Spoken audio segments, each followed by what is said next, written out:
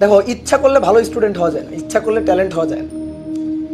ঠিক আছে, কিছু স্টুডেন্ট থাকে বাই বর্ন ট্যালেন্ট, তারা অনেক ভালো পারে, কোনো একটা জিনিস একবার বুঝাইলে ধরতে পারে, কিন্তু কারো বুঝতে গেলে ধরো আর একটু সময় লাগে।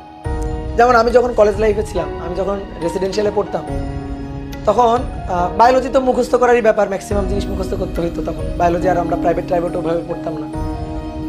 তখন আমি দেখতাম আমার একটা ফ্রেন্ড ছিল, সে 2-3 বার পড়লে একটা পড়া হয়ে যেত, কিন্তু আমার একটু সময় লাগতো, আমার 2-3 বারে হইতো না, ধরো আরও কয়েকবার পড়া লাগতো। তো ব্যাপারটা হচ্ছে কি, যে কোনো স্টুডেন্টের ধরো একটু বেশি সময় লাগবে কোনো একটা জিনিস বুঝতে, কোনো স্টুডেন্টের একটু কম সময় লাগবে বুঝতে। তো এই কারণে যে ট্যালেন্ট, কিন্তু এটা মনে করো তুমি ইচ্ছা করলে ট্যালেন্ট হতে পারবে।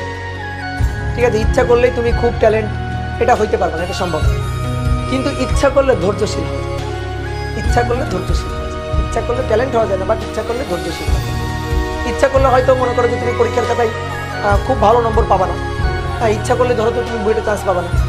এক্ষেত্রে ভাগ্য বা হচ্ছে পরিশ্রম, এটা অনেক কিছু ম্যাটার করে। কিন্তু ইচ্ছা করলে ধৈর্যশীল হবে, ইচ্ছা করলে ভালো হওয়া যায়।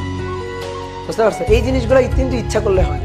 তো তোমরা একটু ধৈর্যশীল হও, বুঝতে পারছো, তোমরা একটু ধৈর্যশীল হও। তোমরা বসে বসে ক্লাস করতেছো, আমরা দাঁড়ায় দাঁড়ায় ক্লাস নিচ্ছি। হ্যাঁ, আমরা যখন অফলাইনে আমরা ক্লাস নিই, আমরা সকাল 6:30 থেকে ক্লাস নেওয়া শুরু করি।